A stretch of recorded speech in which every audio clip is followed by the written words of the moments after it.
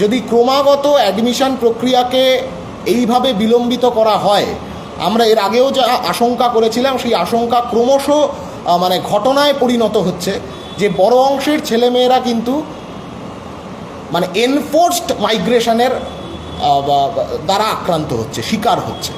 State sponsored migration, state sponsored privatisation ক্রমাগত চলছে।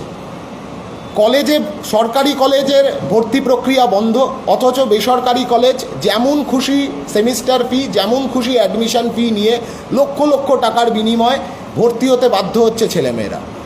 আর যারা সেই টাকার সংস্থান করতে পারছে না, তারা বাধ্য হচ্ছে অন্য রাজ্যে কাজ করতে চলে যেতে, অথবা অন্য রাজ্যের প্রাইভেট ইনস্টিটিউশনে সেখানে পড়তে চলে যেতে।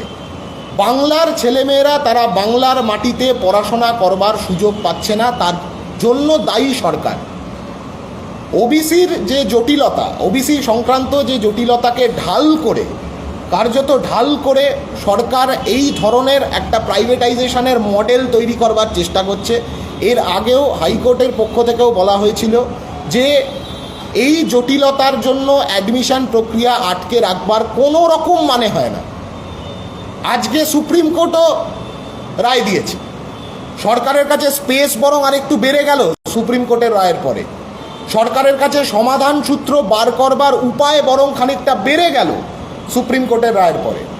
তারপরেও আমরা দেখছি ক্রমাগত এই বিলম্ব চলছে, এবং যার ফলে সব মিলিয়ে এমন পরিবেশ ভবিষ্যতে তৈরি হওয়ার মতন জায়গা তৈরি হচ্ছে যে সিলেবাস শেষ হবে না। কম্পিটিটিভ এক্সামগুলোতে বাংলার ছাত্রছাত্রীরা অন্যান্য রাজ্যের ছাত্রছাত্রীদের থেকে পিছিয়ে পড়বে, এবং একটা পরিবেশ এমন করে তৈরি করা হবে যাতে প্রারম্ভিকভাবে একটা সমাধান সূত্র বেরোলেও পরবর্তীতে এমনটা হওয়ার আশঙ্কা থাকছে যে সংবিধানের সংরক্ষণের অধিকার প্রাপ্ত ছেলেমেয়েরা তারা তাদের সেই অধিকার থেকে বঞ্চিত হয়ে যেতে পারে।